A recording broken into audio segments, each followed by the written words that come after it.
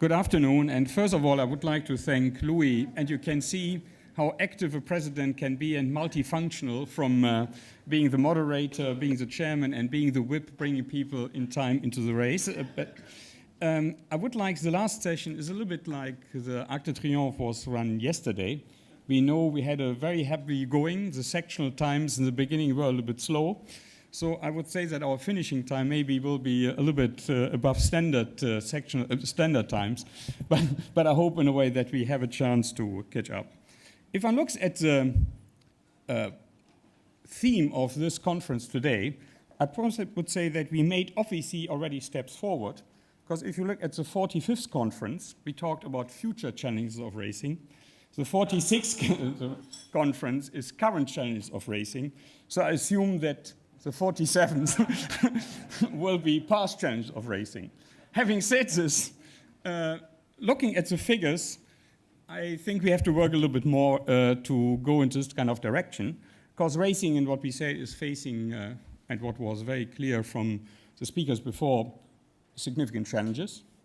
If one looks at the sport, leisure, entertainment market, as alternative option to spend the time and the money.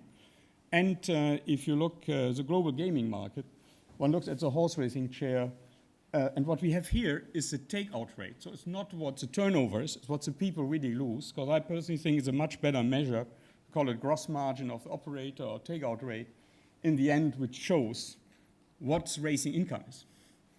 And we have a market share of 20%. The sports betting side is 15%. When I would show you the figures for 2011-12, you would see that this has dramatically changed. For example, an event like the World Cup has a massive increase in a way in the gaming, in the sports gaming market. So we face really, in a way, if one looks at the competition, we have heard significant challenges. What I think is, we as racing has to be clear is we cannot control our destiny, determine our destiny, but our customers can. And I personally think it is always interesting that we, in a way, look from our perspective, but I personally think it is very important that we look at the customer's perspective, and looking at the digital world with a multi-connectivity, with well-equipped customers who, in a way, select and subscribe to only offerings, what they see as value, and what they see at their needs they want to fulfill. I therefore a strong advocate that racing has to understand our customers and has to embrace customer centricity.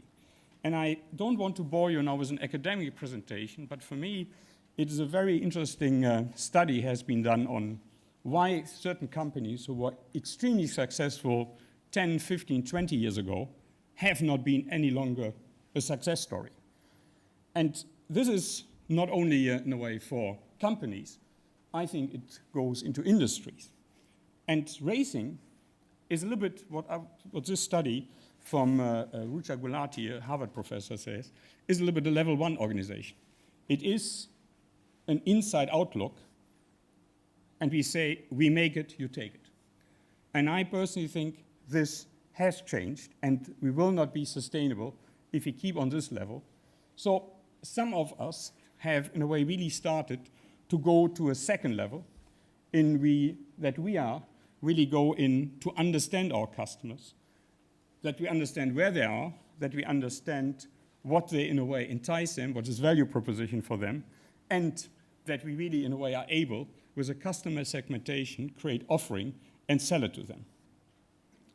I think this is a necessary condition to really be competitive in a market which I think gives the customer significant choices, which they had not 10 years ago, they had not 20 years ago, and therefore resting on laurels definitely would not be what I think is the way for the racing industry.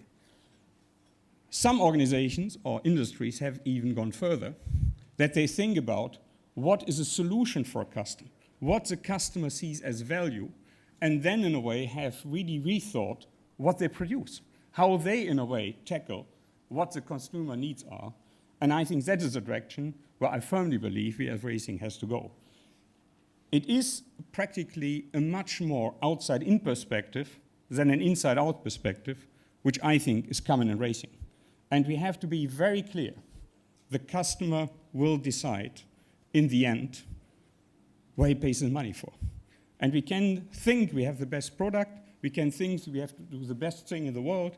If the customer not reaches out in the pocket or to his gadget and connects to us, that is, I think, our key issue we as racing have to address. Some companies have gone even further. If you look, for example, as Apple, Apple is for me the classic example where they say your problems are your problems today and tomorrow, where they in a way have completely revisited their business and operational model. But I think we are probably don't have to become Apple. I think if we go to the third level organization, I think we would be fine.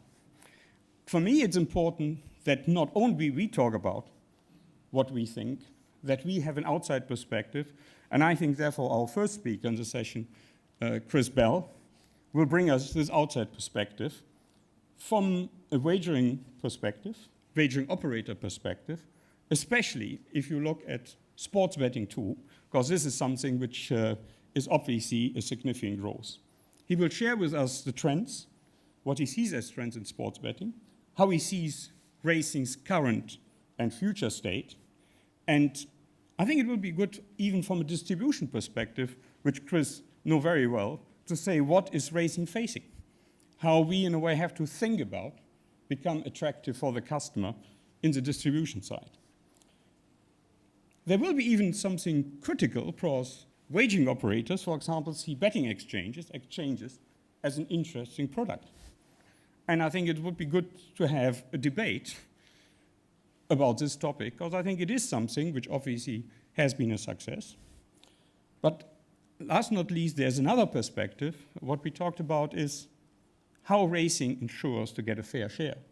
And we have seen that, for example, in other industries, in a way, they faced a similar issue, that with digitalization, there is the revenue base goes to other distribution channels, and the producer, those who have the intellectual property rights, are not any longer really the ones who get the benefits.